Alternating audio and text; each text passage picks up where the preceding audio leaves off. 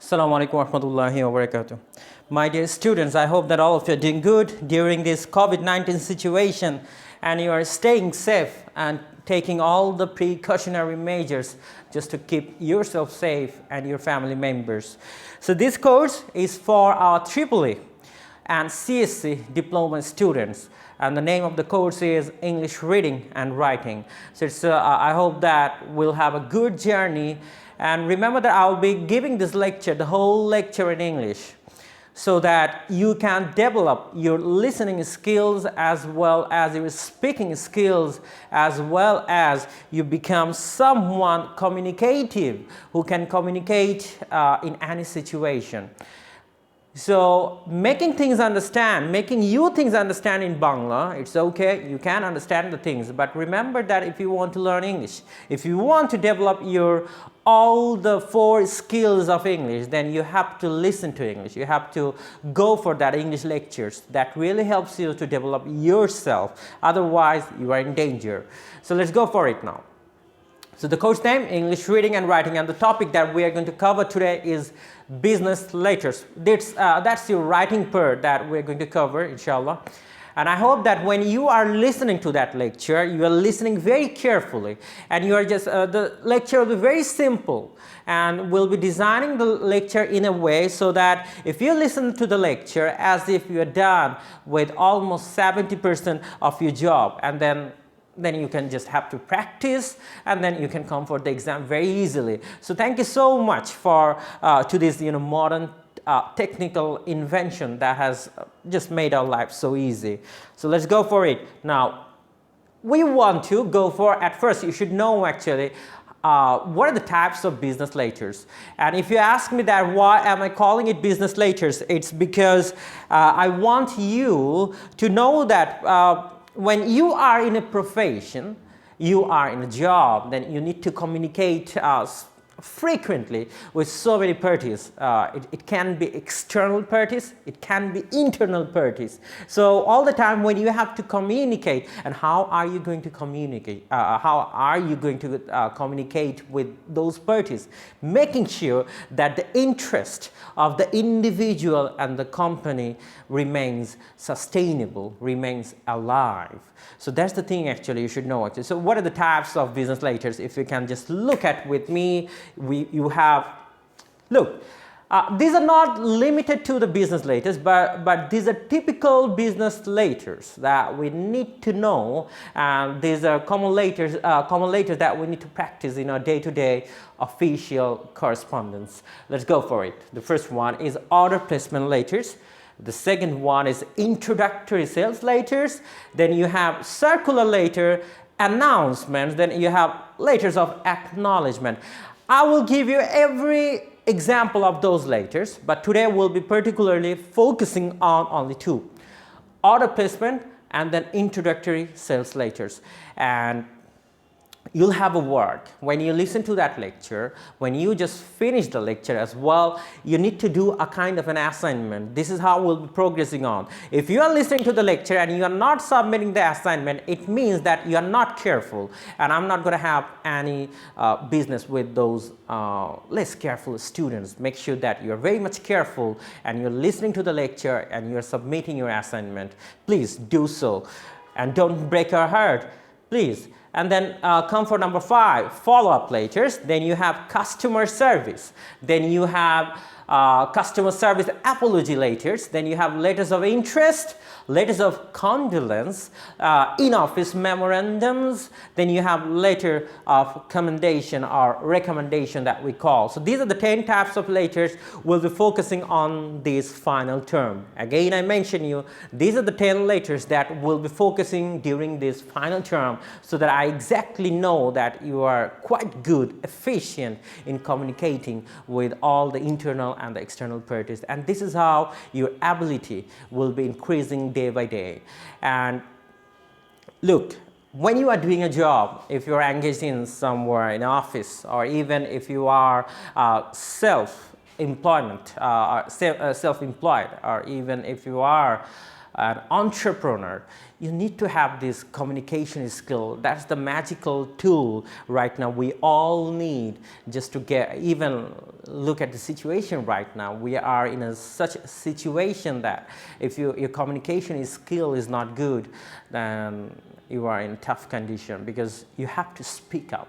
You have to communicate with the people. And when you know exactly how to communicate with the people, that really helps you, and that makes you such an amazing individual in your career. So if you want to progress, if you want your career to progress, and if you want a progressive career, then you need to do one thing, is that develop your communication skill.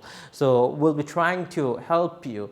It's not something that it will happen in one day, but momentarily it will happen. And when you have that momentum within yourself, if you believe that I can do it, yes, you can do it. But if you believe that, look, it's not my job to do, but whoever you are, even if you are an engineer, if you're a software engineer, even a doctor, even a finance, if you're some finance specialist, whoever you are, you must have the communication skill. So let's go for that. Now, these 10 letters I'm repeating again, or you should write it down. When you see that, just to remember, you just write it down immediately when you see that lecture. Order placement letters, introductory sales letters, circle letter, announcements, letter of acknowledgement, and then you have follow-up letters, customer service apology letters, letters of interest, letters of condolence, in office memorandums, letter of commendation or recommendation. These are the 10 letters that I will be focusing on in upcoming lectures as well. But today we will be focusing on the first one. And this is what we call is order placement. How to place an order. Like if you are doing a job, in office, and your boss and your manager request you just to place an order from your office, and you are given the task and how to make that order, how to do so. So even if whether you are a EEE graduate or a CSE graduate, you need to do so. You need to do that communication and how to place an order through a written communication. Let's go for it right now. We are going for it. Just one.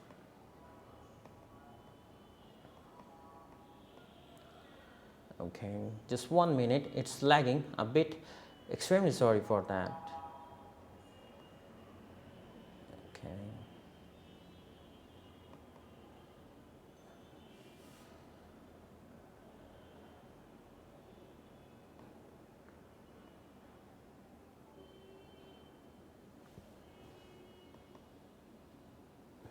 I don't know what happened with that.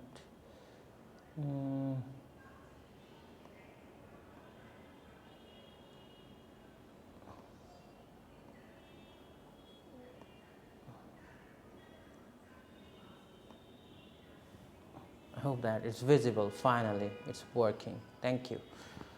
Okay. Sorry for the delay, I think, for that technological glitches. Thank you. Okay, so you can check it out right now. I want to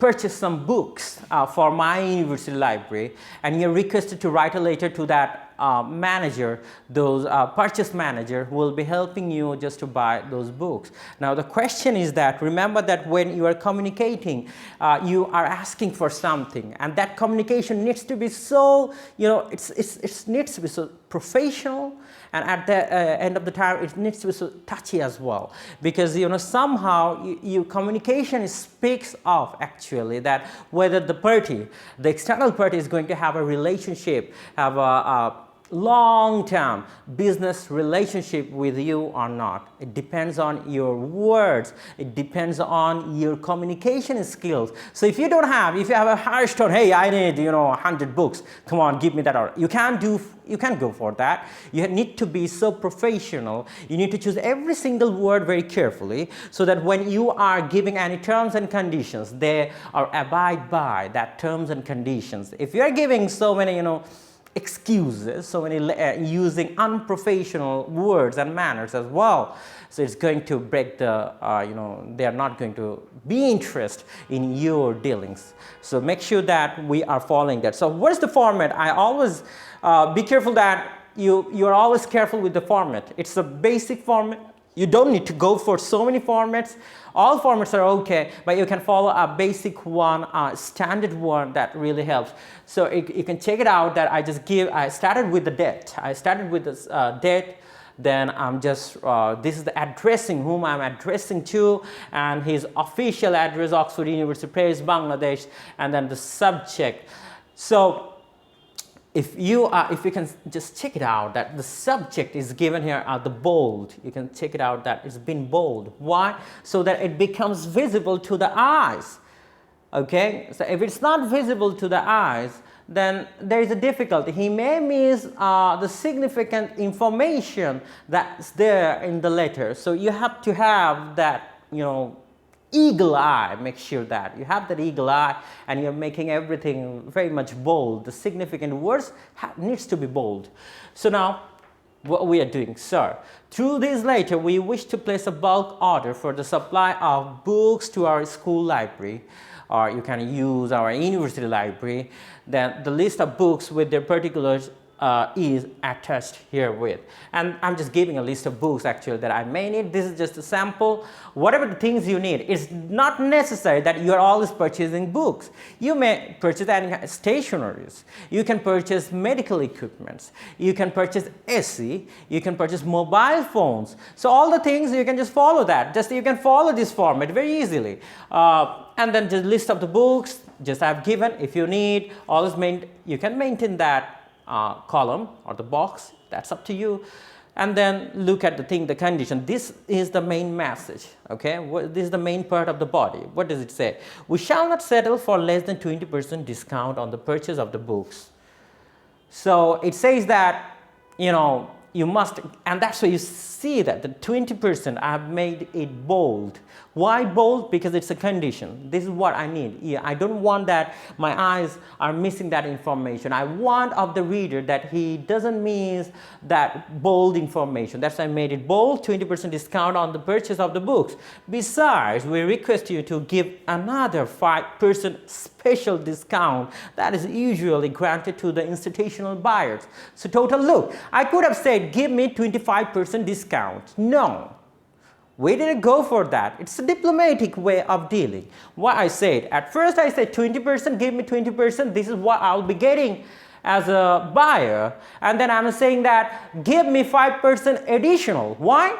Because it's very simple. Because I am an institutional buyer, meaning that I'm buying so many books from you. The quantity numbers are huge. To the institution buyers, it goes without saying that you will have to bear the mail and other expenses involved in the dispatch and delivery of the books. So you are saying your all conditions that when you are sending the books to my office, make sure that you are bearing that cost or bearing that expense for me. I'm not going to put any kind of delivery expense for that. I'm not going to give any kind of bearing expense for that. Make sure that you all do it. That's up to you. How will you send the books to me? And then the above books must reach us in a proper condition and order not later than 25th November if our terms and conditions are acceptable to you. And now you are saying and giving more conditions right now, very polite condition that I need the books by 25th of November and I want that books to be reached to me by 25th of November. If it's not coming on the day, then hopefully that, it's going to be problematic. And you are saying that on the basis of if you are agreeing with our condition that total we want 25% discount from you and we want that it needs to come by 25th of November. If you accept my condition, then we're ready to have the deal with you. So that's the thing. So how are you going to do so? You're not going to send that order letter only to Oxford University Press because you are going to send the letters. It's kind of like asking for quotation, because when you purchase something, you need a quotation as well. So it's a technical way, it's a diplomatic way, it's a professional way of getting that things done very easily. And people are, they are also waiting for you just to respond to your queries. So I believe that all of you will be very much careful in writing that order letters. And I know that all of you are going to write that in, if it's not today, then you're going to write it in tomorrow. But make sure that you follow a standard way. I know that as a EEE graduate or CSE graduates, sometimes it's difficult for you to come up with all the grammatical things and the flaws and the errors. So I don't ask you to go for it. What I want you to know that just try to go up with the format, just to have some word, just fix it, some words in your brain, and then just try to go for it, write a letters in that way. So there will be an assignment for you, there will be work for you. So what you need to do exactly is that you are going to, if I just finish it, okay. So you need to imagine yourself, the homework is given here. The homework is, imagine that you want to order 100 ACs, okay, 100 AC, okay, AC, air conditioner, and at the same time you want to order 50 computers, okay, from a company. Now you are requested to write an order letter, okay, purchase letter to that particular company. The company can be anything and your company can be anything, okay. Now how are you going to order, and what are the discounts that you want for your computer, and what are the discounts that you want for your air conditioner? Just mention that and do it, and just send me to my email address that will be given in the lecture description of the YouTube channel, meaning that YouTube video. So I'll be putting all my details, what you need to do after listening to the lecture. Listen, don't say that, sir, I don't understand Bangla, I don't understand English actually. So if you want to develop your skills, you have to understand English. You need to give an effort. Today you are understanding less, but tomorrow you will be understanding more. That depends on how much effort you are giving exactly. So I request all of you to make sure and just to submit your assignment. This is how we'll be progressing on. In every class, I'll be giving you an assignment. In every lecture, after every lecture, you need to submit an assignment, a minimal task. I'm not asking so many things from you.